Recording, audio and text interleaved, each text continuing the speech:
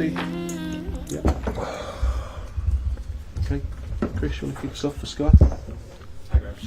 Hi, Chris. We'll start with some team news. Any updates since last weekend? Anyone else? I think Aaron Wan-Bissaka will still be unavailable. He says he's had a problem with his stomach. Hopefully he'll be late training tomorrow or the weekend, but he won't be available for the weekend, for the game. Apart from that, Callum's had a full week's training, so it's good for him. So is Nicholas Fulkrug.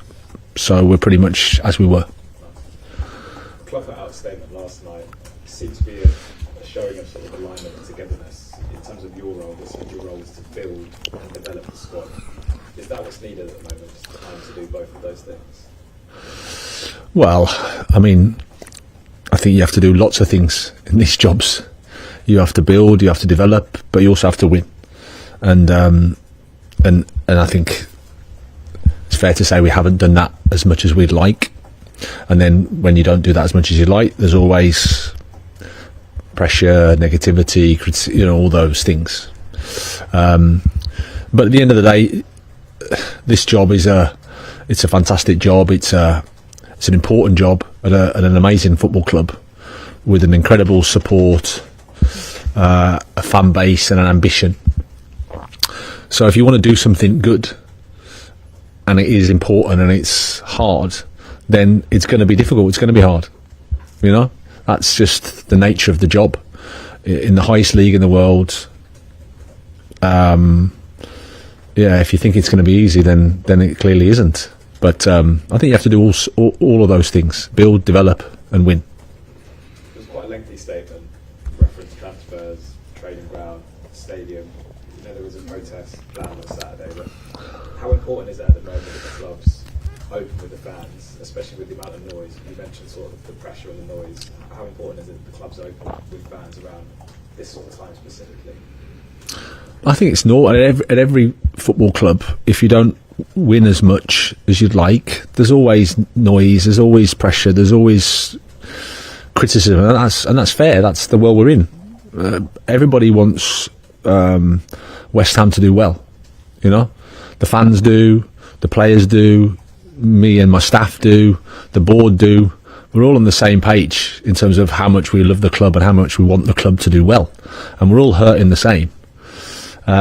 So we have to try to, and we will stick together. We will, because that's part of this club as well. It's part of something really special about this club. But at the same time, you have to hear when there's criticism and when there's feedback. You have to hear that as well and listen to that and think about how you can improve. I think it's fair to say in the home games, you've been in them at times, but once goals have been conceded, that's where things start to go wrong. Is there a danger that players are getting nervous just when goals are conceded at home? Well, I mean, we've played 2 matches at home. We've played against Chelsea, who are the Club World Champions, and we played against Tottenham, who are also competing in the Champions League. So we've played two teams that have invested and have got good teams, good squads. The sample isn't big this season, but of course last season as well, the home record for a period of time hasn't been what we'd want in terms of points and maybe even performances, probably even before my time. So to be able to change that around, you need a bit of time to do that. You need a bit of time to change the dynamic. But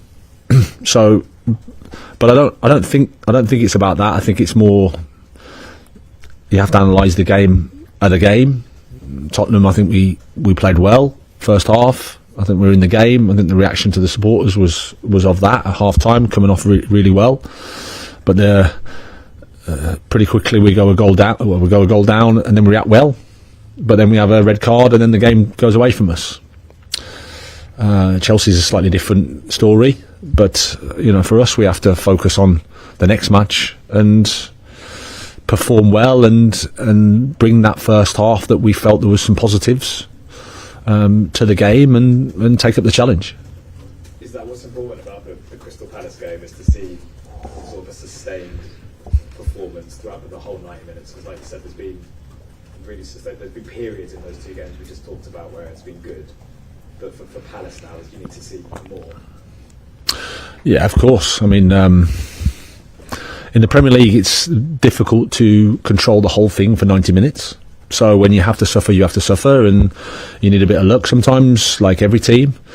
But our challenge at home is to play well, is to play better than we have. I think there were signs against Tottenham, there were signs against Chelsea, but again, probably where we're at the moment, to compete with those teams, it's difficult. We have to be perfect, and we weren't perfect, and then you're punished. And when the scoreline goes against you, that's ultimately the game. The game is changed by goals, and we're affected a little bit too much by the goals. How much are defending corners kind of keeping you up at night at the moment, and how much focus is going into that right now? Well, I understand your question. Yeah, no, it's an area we have to improve. Simple. And it's something that we've been working on all week, as you'd imagine. There's no point shying away from it. There's no point denying it. You've got to own it. You've got to say, okay, this is an opportunity for us. If we get this right, we can make some big progress. But at the moment, it's hurting us. Hi, Graham. Hi. Staying on the topic of corners, last season in 18 Premier League games under you, the team conceded just 3 from corners. Of course, this season I think it's obviously much more than that. I asked James Ward-Prowse after the Spurs game why it's become such an issue seemingly this season. He said, look, he has no idea. So can you pinpoint why perhaps we are seeing a change in that aspect of West Ham's game? Well, even if I could pinpoint it, I probably wouldn't verbalise it to you, because it gives us it gives our opponents an advantage, shall we say. You know, sometimes when things aren't going the way you want it to go, everybody's scrambling for ideas and reasons for it, and the reality of it is we will want to pinpoint something specific, but it's often lots of little things that we need to adjust and change and work at, and that's what we've been doing. The responsibility is mine. We have to improve it, we know that, and like I said, but that's the opportunity that we have to improve it. We think we can do that. There's no point, as I said, shying away from it. At the moment we've been punished and we're a little bit vulnerable from it, but that gives us an opportunity to grow and get better, and that's what we'll choose to do. Another London derby on Saturday, Crystal Palace of course. They are unbeaten in the last 10 Premier League games. I think it's the longest run of any Premier League side. What do you make of them? They are particularly good defensively, but how do you feel they can improve? No, well, when you had those results, clearly they're doing a lot right. FA Cup winners into Europe.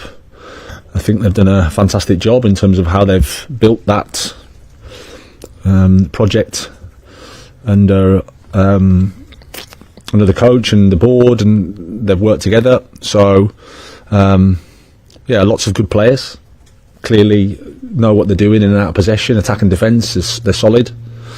But like any team, nobody's perfect. We have to focus on ourselves first and foremost, and then look to see how we attack, how can we defend to make it a problem for them as well. Just finally, Chris has mentioned the statement from West Ham. There was a line in the statement about the focus being on integrating young players from the academy. Obviously, the under-21's got that big win over MK Dons in, I think it was on Tuesday, and Freddie Potts played in that game. We saw him in the squad last week, for example, but he didn't come on. So how big of a player do you see him being for the team this season and also for the future? No, well, I think Freddie's had a really positive journey so far with the academy, with the loans. It's his first season back with us in terms of with the first team. In pre-season, I think he did well. But he's someone that we know his qualities. I think he has to work hard with the team, with the players, wait for his opportunity. There's, the Premier League's a competitive league, so as much as of course we want to integrate young players, we do. I think there's nobody, when you look at my previous records, it's something I'm very proud of. But at the same time, it's you have to do it at the right time for the club, for the team, and for the individual. And Freddie's done well, and we'll continue to work with him. That's where he's at. Is that the fine balance then from your point of view, obviously trying to get the results, get the wins, but also trying to integrate those young players at the right time. Yeah, exactly. That's the challenge of the Premier League. The levels going up and up and up.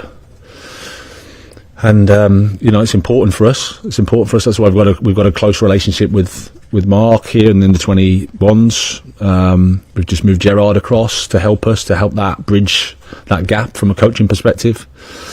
So the things are in place, but at the same time we've got a team, we've got a Premier League game to fight for. So you've got to grow everything at the same time. Okay, cameras off, please.